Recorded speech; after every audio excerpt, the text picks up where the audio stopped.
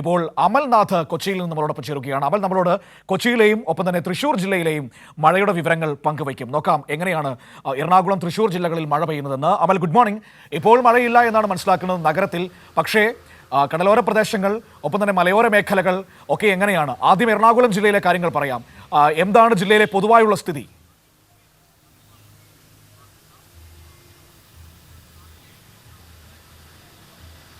Manu, good morning. ഇപ്പോൾ മഴ ഇല്ലെങ്കിൽ പോലും മൂടിക്കെട്ടിയ ഒരു അന്തരീക്ഷം തന്നെയാണ് എറണാകുളം ജില്ലയിൽ. കഴിഞ്ഞ 2 ദിവസമായി ശക്തമായ രീതിയിൽ തുടർച്ചയായ മഴ തന്നെയാണ് എറണാകുളം ജില്ലയിൽ ഉണ്ടായിട്ടുള്ളത്. പ്രത്യേകിച്ച് ഈ മലയോര മേഖലകളെടുത്ത് നോക്കുകയാണെങ്കിൽ അവിടെ തുടർച്ചയായ മഴ തന്നെയാണ് കഴിഞ്ഞ 2 ദിവസങ്ങളായി കാണാൻ സാധിക്കുന്നത്. ഇതിൻ്റെ ഭാഗമായി ജില്ലയിൽ മൊത്തത്തിൽ വലിയ രീതിയിലുള്ള ജാഗ്രതാ നിർദ്ദേശങ്ങൾ നൽകിയിട്ടുണ്ട്. പ്രത്യേകിച്ച് ഈ മലയോര മേഖലകളിലേക്ക് നോക്കുമ്പോൾ ഈ രാത്രികാല യാത്രകളൊക്കെ തന്നെയും പൂർണ്ണമായും ഒഴിവാക്കിയിട്ടുണ്ട്. പ്രത്യേകിച്ച് ഈ മരങ്ങൾ കടപുഴകി വീഴുവാനുള്ള സാധ്യത, ഉരുൾപൊട്ടൽ, ഒപ്പം തന്നെ മണ്ണിടിച്ചിലൊക്കെ ഉണ്ടാകാൻ വലിയ രീതിയിലുള്ള സാധ്യതയുണ്ട് എന്ന് കണ്ടുകൊണ്ട് തന്നെയാണ് ഇത്തരത്തിൽ രാത്രികാല യാത്രകൾ പൂർണ്ണമായും ഒഴിവാക്കിയ രീതിയിലുള്ള ജാഗ്രതാ നിർദ്ദേശങ്ങൾ മുന്നോട്ട് വെച്ചിട്ടുള്ളത്. അതോടൊപ്പം തന്നെ നഗരപ്രദേശങ്ങളിൽ ഈ കഴിഞ്ഞ ദിവസങ്ങളുണ്ടായ മഴയിൽ വലിയ രീതിയിലുള്ള വെള്ളക്കെട്ടുകൾ രൂപപ്പെടുകയും ചെയ്തിട്ടുണ്ട്.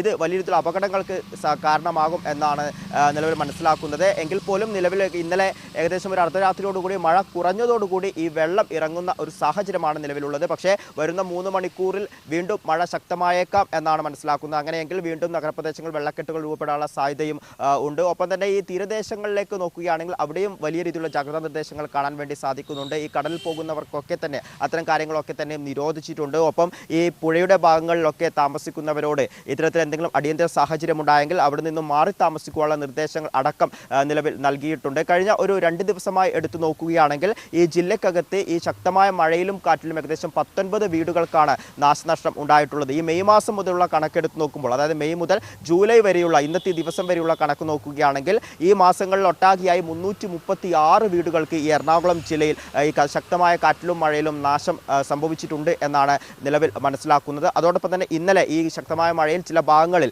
അപകടങ്ങളും ഉണ്ടായിട്ടുണ്ട്. ബസ്സിന് മുകളിലേക്ക് മരം കടപുഴകി വീഴുന്ന ഒരു സാഹചര്യം ഉണ്ടായിട്ടുണ്ട്. എറണാകുളം തോപ്പുംപടിയിലാണ് ഈ ഒരു അവസ്ഥ ഉണ്ടായിട്ടുള്ളത്. ഒപ്പം തന്നെ കളമശ്ശേരി ഭാഗങ്ങളിലെ വിവിധ വീടുകൾക്കകത്തിലേക്ക് വെള്ളം കയറുന്ന ഒരു സാഹചര്യം ഉണ്ടായിട്ടുണ്ട്. ഒപ്പം നെടുമ്പാശ്ശേരി വിമാനത്താവളത്തിൻ്റെ പരിസര പ്രദേശങ്ങളിലും ശക്തമായ മഴയായിരുന്നു ഇന്നലെ വൈകുന്നേരങ്ങളിൽ ഉണ്ടായിരുന്നത്. ഈ ഒരു സാഹചര്യത്തിൽ അവിടെ ഇറങ്ങേണ്ട ഏകദേശം 3ഓളം വിമാനങ്ങളാണ് വഴിതിരിച്ച് വിട്ട ഒരു സാഹചര്യം ഉണ്ടായിട്ടുള്ളത്. ഇത്തരത്തിൽ മഴ ശക്തമായതോടുകൂടി ജില്ലക്കകത്ത് വിവിധ ഭാഗങ്ങളിൽ ഈ ക്യാമ്പുകൾ തുറന്ന് പ്രവർത്തിക്കുന്ന ഒരു സാഹചര്യം കൂടിയുണ്ട്. പറവൂർ ഭാഗത്തും ഒപ്പം തന്നെ കൊച്ചി ഭാഗങ്ങളിലുമാണ് ഈ ക്യാമ്പുകൾ തുറന്ന് പ്രവർത്തിക്കുന്നത്. ഈ വെള്ളം കയറിയ സാഹചര്യങ്ങൾ, പ്രത്യേകിച്ച് വീടുകളിൽ വെള്ളം കയറിയ സാഹചര്യങ്ങൾ അങ്ങനെയൊക്കെ ഉണ്ടെങ്കിൽ എത്രയും പെട്ടെന്ന് ക്യാമ്പുകളിലേക്ക് മാറുവാനുള്ള നിർദ്ദേശങ്ങൾ ജില്ലാ ഭരണകൂടം നിലവിൽ കൈമാറിയിട്ടുമുണ്ട്. ഒപ്പം ഈ വെള്ളക്കെട്ടുകൾ ഇപ്പോൾ സൂചിപ്പിച്ചതാണ്, നഗരപ്രദേശങ്ങളിൽ വലിയ രീതിയിൽ വെള്ളക്കെട്ടുകൾ രൂപപ്പെട്ടിട്ടുണ്ട്. ഈ വെള്ളക്കെട്ടുകൾ ഇറങ്ങുന്ന ഒരു പ്രവണത കൂടി കൂടുതലായി കാണുന്നുണ്ട്. ഇത് മറ്റു പകർച്ചവ്യാധികളിലേക്ക് അടക്കം പോകുവാനുള്ള ഒരു സാഹചര്യമുണ്ട്. അതിനാൽ തന്നെ ഇത്തരം കാര്യങ്ങളൊക്കെ തന്നെയും പൂർണ്ണമായി നിരോധിച്ചുകൊണ്ട്, പ്രത്യേകിച്ച് കുട്ടികളാണ് ഈ വെള്ളക്കെട്ടിലേക്ക് ഇറങ്ങുന്നത്,